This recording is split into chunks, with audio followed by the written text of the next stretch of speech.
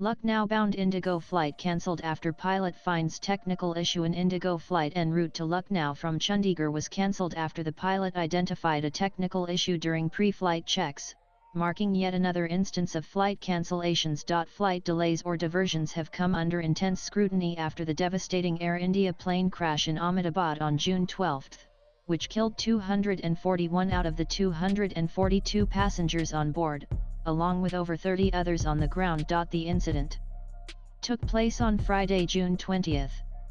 The problem in the Lucknow-bound IndiGo Flight 6E146 was detected before the aircraft began taxiing, and as a precautionary measure, all passengers were deboarded safely, sources told news agency ANI. The issue was identified prior to departure, and the aircraft did not proceed with takeoff.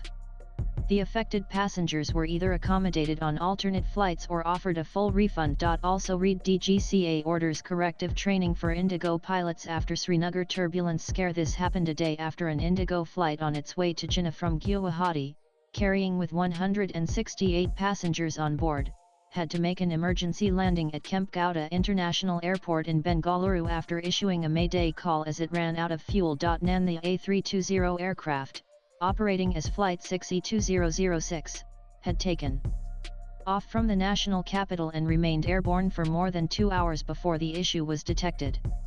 According to data from flight tracking platform Flight Radar 24, the plane turned back midair and safely landed in Delhi. The incident occurred on June 19.